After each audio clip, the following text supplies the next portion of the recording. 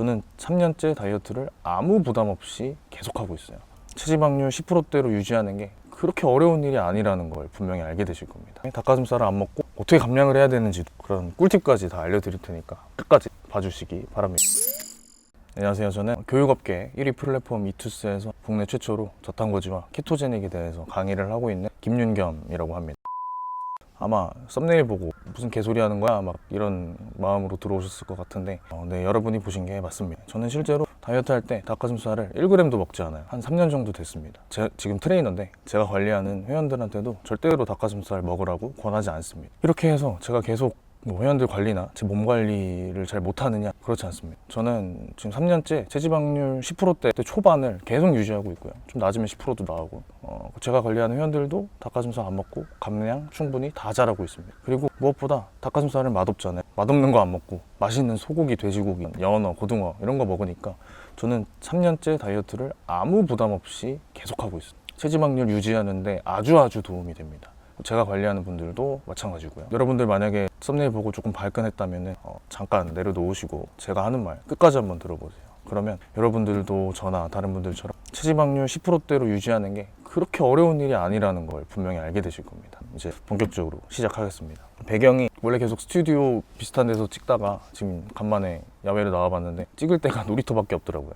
여기 좀 귀여운 전화기가 있는데 한번 좀 양해를 구하겠습니다. 아무튼 다시 돌아와서 한국인들 혹은 전 세계인들이 다 닭가슴살만 먹잖아요, 다이어트 할 때. 근데 그게 사실은 거대한 가스라이팅 때문이라고 생각을 합니다. 닭가슴살을 먹어야 돼 라고 누군가 강조하진 않지만 그냥 무의식적으로 다 닭가슴살을 먹게 되는 것 같아요. 그 이유에 대해서 몇 가지를 말씀드려보겠습니다. 일단 첫 번째는 남들 다 먹으니까, 그래서 먹을 수밖에 없어요. 그냥 남들이 먹고 있으니까 아, 다이어트 하면 닭가슴살 먹어야 되는구나, 이렇게 자연스럽게 생각을 하는 것 같고, 두 번째로는 지방이 없어서. 닭가슴살 먹으면 굉장히 뻑뻑하고 맛없죠.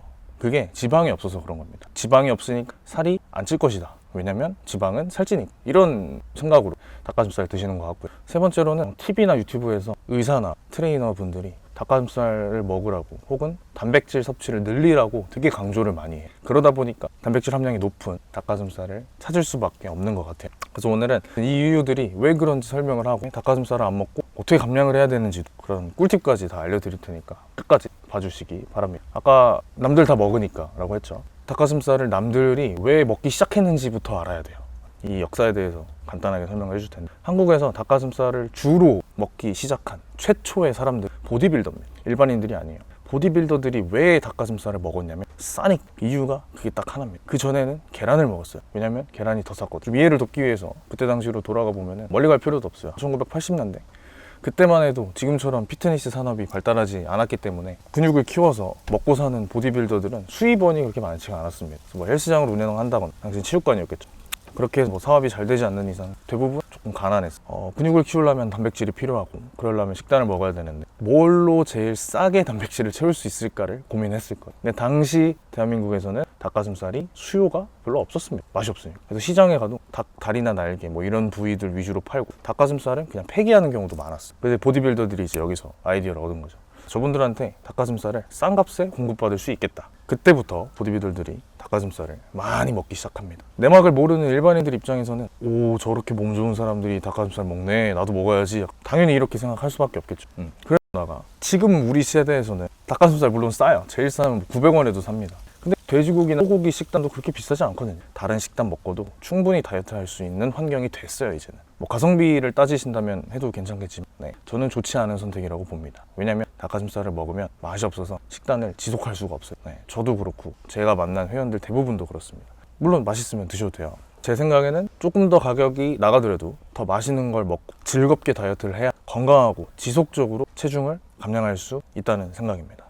두 번째 이유는 지방이 적어서 많이 드십니다. 이게 제일 중요한 이유라고 보는 거예요. 사실 이거는 뭐 사람들이 지방에 대한 인식이 좀 안 좋게 돼 있어요. 지방을 먹으면 살찐다 라는 생각이 좀 만연해 있기 때문에 지방이 제일 적은 닭가슴살을 드신다고 생각합니다. 근데 이거는 근본적인 개념을 조금 정리를 해야 돼요. 여러분, 지방 먹으면 진짜 살찔까요? 그렇게 생각하시는 이유가 뭐예요? 제 생각에는 우리 몸에 있는 게 지방이고, 그래서 지방을 먹으면 이 지방이 될 것 같고, 약간 그런 생각도 분명히 있을 것 같은데, 그런 맥락이라면 우리가 탄수화물을 먹으면 우리 몸에 곡물이 생겨야 되고, 육류를 먹으면 우리 몸이 고기가 돼야 됩니다. 사실 그런 일은 벌어지지 않죠. 그래서 지방을 먹으면 지방이 된다, 이것도 굉장히 약간 괴담 같은 거예요. 사실 그렇지 않습니다.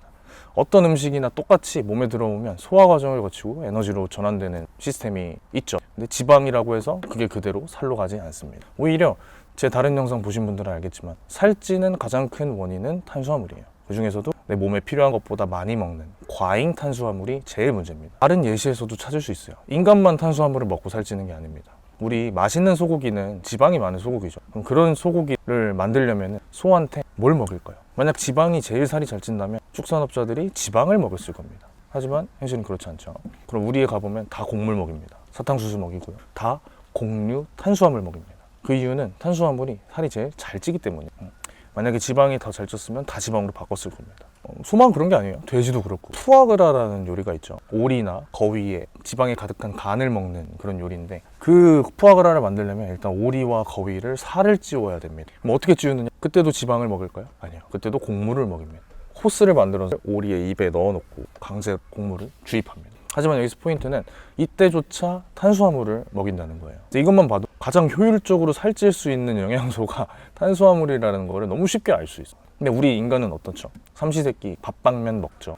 한 끼라도 탄수화물 거르시는 분 잘 안 계실 거예요. 근데 이런 상황은 사실 소랑 오리랑 크게 다르지 않습니다. 인간도 똑같은 거예요. 약간 곡물. 그래서 저는 실제로 제 몸 관리할 때도 마찬가지고 제 회원들 관리할 때도 탄수화물을 줄이라고 말하고 대신에 지방을 더 먹게 합니다. 왜냐면 제가 링크를 걸어 드릴 건데 지방을 먹으면 살이 훨씬 잘 빠져요. 그거는 다른 영상으로 확인하시기 바라고요. 세 번째 이유는 의사들이나 트레이너들, 그런 전문가들이 미디어에 나와서 단백질 섭취를 너무 강조해요. 저도 트레이너긴 하지만 아무튼 이 부분 설명해드리면, 우리가 한 1970년대, 80년대 그때까지만 해도 한국이 그렇게 잘 살지가 않았습니다. 돼지고기, 소고기 이런 육류들은 되게 비쌌기 때문에 그 당시 국민들의 식단은 탄수화물이 대부분이었어요. 우리 싸닉 보통 그 당시 식단 사진을 보면 쌀밥에 국에 나물 반찬 몇 개 이렇게 해가지고 드시는 경우가 대다수였습니다. 근데 이런 식단에서 단백질이 뭐가 있겠어요? 없습니다. 그 당시에 젊은 시절을 보냈던 분들은 지금 이제 한국이 잘 살게 된 현재까지도 그 식단을 고수하는 경우가 많아요. 입맛이 고정돼 버린 거죠. 그래서 그런 분들은 억지로라도 단백질을 섭취를 하는 게 맞습니다. 단백질도 몸에 필요한 영양소이기 때문에. 하지만 지금 젊은이들은 굳이 그럴 필요가 없어요. 마음만 먹으면 고기 언제든 먹을 수 있고, 번화가에 널린 게 고깃집, 야식으로 맨날 시켜 먹는 게 치킨인데 단백질을 과하게까지 먹을 필요가 아예 없습니다.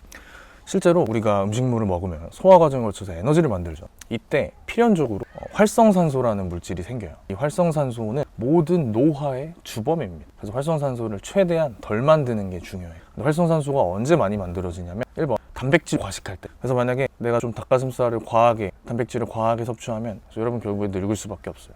여러분들이 다이어트만 시작하면 닭가슴살 대신 뭘 먹을 수 있느냐, 닭가슴살 안 먹고 다이어트를 어떻게 할 수 있느냐, 이 부분도 설명을 드릴게요. 닭가슴살의 대체제는 너무 많습니다. 다른 거 다 드시면 돼. 소고기, 돼지고기, 오리고기, 닭고기, 말고기 다 드셔도 아무 상관이 없습니다. 내가 좋아하는 고기를 먹을수록 여러분들의 다이어트의 지속성은 더 길어질 거예요. 더 오래오래 안전하고 건강하게 살을 뺄 수 있을 겁니다. 대신 이렇게 기름지고 좀 더 맛있는 고기를 먹는다면 그만큼 탄수화물 양은 조금 줄여주셔야 돼요. 지난 영상에서 많이 설명했지만 탄수화물을 먹으면 인슐린이라는 호르몬이 분비되는데, 그 인슐린 수치가 일정치를 넘어가면 여러분의 지방은 분해를 멈춰버립니다. 쉽게 얘기하면 지방세포가 잠겨버려요. 이 지방세포가 열린 다음에 얘를 꺼내서 에너지로 태워야 살이 빠지는데 이게 잠겨버려요. 그러면 살은 뺄래야 뺄 수가 없습니다. 그래서 고탄수화물 식단을 유지하는 분들은 다이어트를 하기가 굉장히 힘들 거예요. 그만큼 활동량을 많이 가져가지 않으면. 그럼 저는 살을 어떻게 빼느냐, 저는 체지방 10%대를 어떻게 유지하느냐를 말씀드리면, 저는 저탄고지와 키토제닉을 합니다. 근데 물론 그렇다고 해서 맨날 엄청 빡세게 먹는 게 아니에요. 진짜 칼같이 식단을 지키는 게 아니에요. 그냥 탄수화물만 조금 줄인 채로 삽니다. 대신 고기를 맛있는 걸 먹어요. 그러면 살이 찔래야 찔 수가 없습니다. 아까 말씀드린 인슐린이 적게 나오니까. 지방세포가 잠겨있지 않고 계속 열려있으니까 계속 에너지로 꺼내다 쓰는 거예요. 그러면은 결국에 누적되는 살이 없기 때문에 체지방률을 굉장히 낮게 지속적으로 유지할 수 있습니다. 그럼 그렇다, 제가 지금 힘들까요? 보통 여러분들 다이어트 할 때 탄수화물 줄이면 되게 힘들어 하잖아요. 근데 저는 탄수화물을 하루에 밥 한 공기를 채 안 먹거든요.